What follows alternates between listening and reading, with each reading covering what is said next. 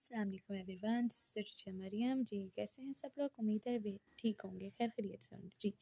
आज हमारा जो न्यू टॉपिक है केमिस्ट्री का, जो हमने पढ़ना है वो है रदरफोर्ड्स एटॉमिक मॉडल। कि हमें पता है कि एटम क्या चीज़ है, ठीक है। एटम किससे मिलके बनता है? इलेक्ट्रॉन, प्रोटॉन और न्यूट्रॉन। अच्छा, रदरफोर्ड ने लिखा था कि एटम के अंदर कैसे ये तीनों चीज़ें एग्जिस्ट करती हैं, कैसे इकट्ठे मिलके ये एटम बनता है, कैसे प्रोटॉन, न्यूट्रॉन, इलेक्ट्रॉन एक ही एटम के अंदर इकट्ठे एग्जिस्ट कर रहे हैं। Rutherford perform gold foil experiment, और इस एक्सपेरिमेंट को कहते हैं गोल्ड फॉयल एक्सपेरिमेंट, क्योंकि उसने जो अंदर फॉयल इस्तेमाल की थी, जो शीट इस्तेमाल की थी, वो गोल्ड की बनी हुई थी। To understand how negative and positive charges, हमें पता है इलेक्ट्रॉन के ऊपर नेगेटिव चार्ज होता है और प्रोटॉन के ऊपर पॉजिटिव चार्ज होता है। तो कह रहे हैं वो देखने लगा था कैसे नेगेटिव और पॉजिटिव चार्जेस जो हैं कुड को एग्जिस्ट का मतलब है इकट्ठे रहते हैं इन एन एटमिक एटम के अंदर। ही बोम्बार्डेड अल्फा पार्टिकल्स, उसने क्या किया? अल्फा पार्टिकल्स एक एलिमेंट है, उसका पार्टिकल्स छोटे छोटे ज़र्रात उसने इस्तेमाल किए, जो कि उसने गोल्ड फॉयल के ऊपर हिट करवाए। जो गोल्ड फॉयल थी उसकी थिकनेस कितनी थी? 0.00004। Alpha particles are emitted by radio active elements. अच्छा जी, रेडियो एक्टिव बोलते हैं शुआओं, जिसमें से शुआएं निकलती हैं, ठीक है। वो वाले एलिमेंट्स उसने इस्तेमाल किए जिनकी शुआएं निकलती हैं, जैसे कि radium and polonium. They are actually helium nuclei, मतलब उनका जो न्यूक्लियस था ना वो हीलियम का, जैसे हमें पता है हीलियम का अटॉमिक नंबर होता है 2, ठीक है। तो उन्होंने कहा था कि उसका जो न्यूक्लियाई था वो उसके अंदर अटॉमिक नंबर 2 था, तो उसने अल्फा पार्टिकल्स हीलियम के न्यूक्लियस के साथ इस्तेमाल किए। They can penetrate through matter to some extent. Penetrate का मतलब अंदर से गुजर जाना, वो किसी भी मैटर के अंदर से गुजर सकते हैं। अल्फा पार्टिकल्स किसी भी मैटर के अंदर से गुजर सकते हैं। He observe the fact of alpha particles, उसने क्या देखा? ऑब्जर्व किया। किसका फैक्ट? अल्फा पार्टिकल्स का। फोटोग्राफिक फिल्म पे यहाँ पर उसने एक ऐसी स्क्रीन ली जिसके ऊपर उसने जिंक की कोटिंग कर दी। He prove that plum pudding model of the atom was not correct, और उसने कहा कि जो हमने शुरू में बिल्कुल स्टार्ट में प्लम पुडिंग मॉडल पढ़ा था वो सही नहीं है, ठीक है। हाँ जी, आगे हम देखते हैं उसने ये वाली एक डायग्राम प्रेजेंट की, ठीक है। ये उसने जो येलो कलर के हमें अंदर पॉजिटिव चार्ज नज़र आ रहा है वो न्यूक्लियस का, और ये एटम्स हैं, ठीक है। और ये गोल्ड फॉइल के एटम है जिनके अंदर पॉजिटिव चार्जेस हैं, और ये जो पार्टिकल्स अंदर से गुजर रहे हैं ये है अल्फा पार्टिकल्स जो उसने ऊपर बॉम्बार्डेड करवाए थे। अब उसने जो अफेक्ट ऑब्जर्व किया, उसने क्या देखा कि काफ़ी लाइन्स ऐसी थी, काफ़ी पार्टिकल्स ऐसे थे जो अंदर से कम्प्लीटली गुजर गए। ओके, जिस तरह के हमें ये वाला नज़र आ रहा है कम्प्लीटली गुजर रहा है, ये वाला नज़र आ रहा है कम्प्लीटली। इसका मतलब ये हुआ कि एटम का जो ज़्यादातर हिस्सा है वो खाली है, और लेकिन कुछ ऐसे भी थे पार्टिकल्स जिन्होंने कम्प्लीटली अंदर से नहीं गुजरे, बल्कि ये देखिए यहाँ से आप देख सकते हैं डिफ्लेक्शन शो हो रही है। यहाँ पे डिफ्लेक्शन शो हो रही है, मतलब डिफ्लेक्ट बिल्कुल स्ट्रेट नहीं जाना, थोड़ा सा तिरछा मुड़ जाना। कि कुछ पार्टिकल्स तिरछे मुड़ रहे थे, और कुछ ने बहुत ज़्यादा लार्ज डिफ्लेक्शन शो की। कुछ पार्टिकल्स ऐसे थे जिनकी डिफ्लेक्शन काफ़ी ज़्यादा हो गई थी, अल्फा पार्टिकल्स।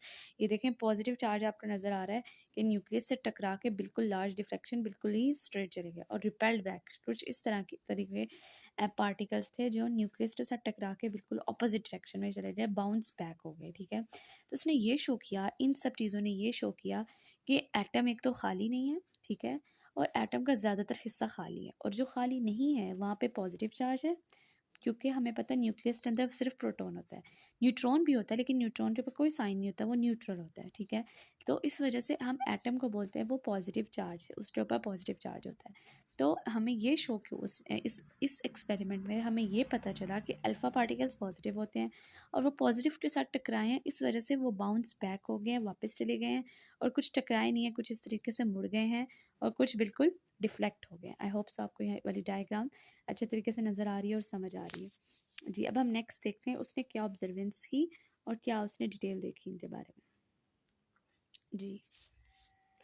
उसने ऑब्जर्वेशन जो बनाई थी वो ये थी, almost all particles pass through the foil undeflected. उसने कहा ज़्यादातर पार्टिकल्स इस तरह के थे जो बगैर टकराए गुजर गए।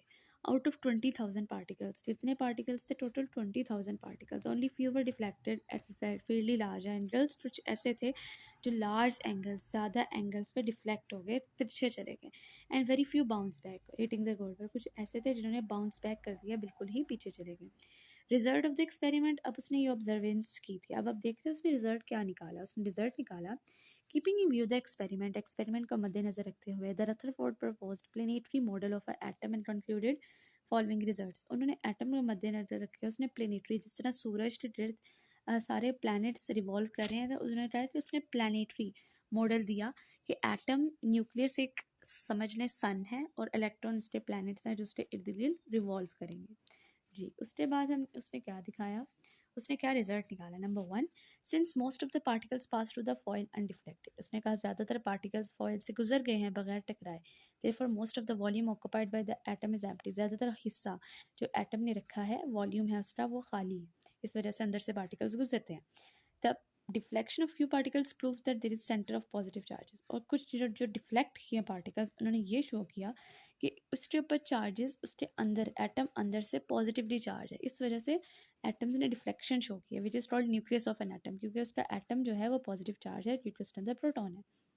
The complete rebounds of a few particles, और जो बिल्कुल ही वापस चलेगी, रिबाउंड्स मतलब वापस चले गए कुछ पार्टिकल्स, जो that nucleus is very dense and hard, उन्होंने ये शो किया कि न्यूक्लियस बहुत ज़्यादा सख्त है और भरा हुआ है। Since a few particles were deflected, क्योंकि हमें पता है कुछ पार्टिकल्स डिफ्लेक्ट हुए हैं, टकराए, वापस आए हैं, it shows that the size of nucleus is very small, उसने ये शो किया कि न्यूक्लियस का जो साइज़ है बहुत छोटा है as compare to the total volume atom, अगर एटम का पूरा वॉल्यूम का देखा जाए तो। The electrons revolve around the nucleus, और ये भी बताया कि इलेक्ट्रॉन्स रिवॉल्व कर रहे हैं न्यूक्लियस के इर्द गिर्द, चक्कर लगा रहे हैं। An atom as a whole is neutral, atom एक पूरा जो है न्यूट्रल है, उसके ऊपर कोई साइन नहीं है, ठीक है, क्योंकि इलेक्ट्रॉन जो है वो प्रोटॉन के चार्जेस, इलेक्ट्रॉन के ऊपर नेगेटिव साइन होता है, प्रोटॉन के ऊपर पॉजिटिव साइन होता है, तो उन दोनों का कैंसिल आउट कर देते हैं वो चार्जेस, तो एटम जो है न्यूट्रल है।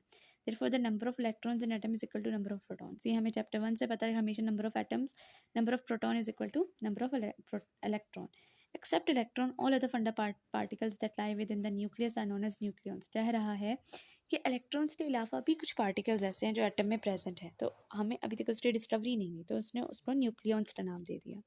उसके बाद है डिफेक्ट्स इन रदरफोर्ड मॉडल। अब उसने क्या गलत चीज़ें देखी, ठीक है, मतलब दूसरे जो उसके क्रिटिक्स थे, जिसने बताना था कि आपने ये चीज़ गलत की है, ये चीज़ गलत की है, क्योंकि कोई भी इंसान कोई भी एक्सपेरिमेंट परफॉर्म करता है तो कम ही लोग अप्रिशिएट करते हैं, ज़्यादा गलतियाँ निकालते हैं। तो जो लोगों ने गलतियाँ निकाली, जो डिफेक्ट्स देखे, वो ये थे। Although Rutherford experiment proved that plum pudding model of an atom was not correct, जिस तरह रदरफोर्ड ने कहा था कि प्लम पुडिंग मॉडल एटम का नहीं सही, इस ना सेम में लोगों ने क्या डिफेक्ट्स, क्या गलतियाँ निकाली उसकी।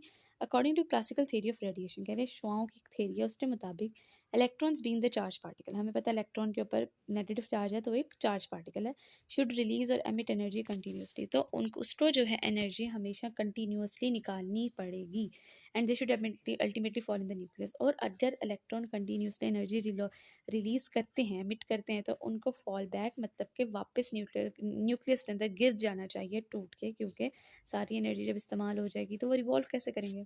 लेकिन ऐसा नहीं हुआ। If the electron emit energy continuously, अगर तो इलेक्ट्रॉन एनर्जी कंटिन्यूसली कर रहे हैं, they should form a continuous spectrum, तो उसका स्पेक्ट्रम जो है ना बिल्कुल ऐसे ऑब्टेन होना चाहिए, ठीक है, ऐसे गोल गोल। लेकिन ऐसा नहीं होता, हमें कंटिन्यूस स्पेक्ट्रम नहीं मिलता, हमें लाइन स्पेक्ट्रम मिलता है, हमें ज़्यादातर लाइन स्पेक्ट्रम मिलता है, मतलब कि जो हमारा स्पेक्ट्रम हमें ऑब्टेन होता है वो, बट इनफैक्ट लाइन स्पेक्ट्रम वाजर, उसने कहा था कि हमें कंटिन्यूस इस तरीके से स्पेक्ट्रम मिलेगा, लेकिन ऐसा नहीं होता, हमें जो स्पेक्ट्रम मिलता है वो होता है लाइन स्पेक्ट्रम, वो बिल्कुल ऐसे सीधा लाइन स्पेक्ट्रम होता है, तो वो कह रहे हैं ऐसा भी पॉसिबल नहीं है। तो उन्होंने ये दो गलतियाँ निकाली। आई होप सो आप लोगों को मेरी बात अच्छे तरीके से समझ आ गई होगी। इफ़ अगर समझ आ गई है तो please like share and subscribe my channel as much as possible. Thank you so much for your patience. अल्लाह हाफिज़।